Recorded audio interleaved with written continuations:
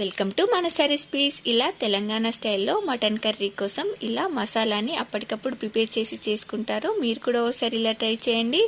దీనికోసం ఆయిల్లో దాల్చిన చెక్క, దంచుకున్న మసాలా, ఆనియన్, పచ్చిమిర్చి, మీకు రుచికి సరిపడా ఉప్పు వేసుకొని వీటిని ఇలా ఫ్రై చేసుకున్న తర్వాత ఇలా మీకు ఫ్రెష్గా దంచిన అల్లం వెల్లుల్లి పేస్ట్ వేసుకొని పచ్చివాసన పోయేంత వరకు ఫ్రై చేసుకున్న తర్వాత ఎండు కొబ్బరి, పసుపు, ధనియా పౌడర్, కొత్తిమీర వేసుకొని ఇలా కొంచెం ఫ్రై చేసుకున్న తర్వాత దీనిలోకి మటన్ని వేసుకొని దీనిలో మటన్ని ఇలా ఆయిల్లో ఒక 10 నిమిషాల పాటు బాగా ఉడికించుకున్న తర్వాత మీకు టేస్ట్కి సరిపడా కారం వేసుకొని దీన్ని కారం వాసన పోయేంత వరకు ఒక 5-10 నిమిషాలు ఇలా ఆయిల్లో బాగా ఫ్రై చేసుకొని దీనిలోకి మీకు గ్రేవీకి సరిపడా వాటర్ యాడ్ చేసుకొని మీ మటన్ ముదురును బట్టి 6 to 7 విజిల్స్ వచ్చేంత వరకు ఉడికించి లాస్ట్లో ధనియా పౌడర్, కొత్తిమీరని వేసుకుంటే సరి తెలంగాణ స్టైల్లో మటన్ కర్రీ రెడీ.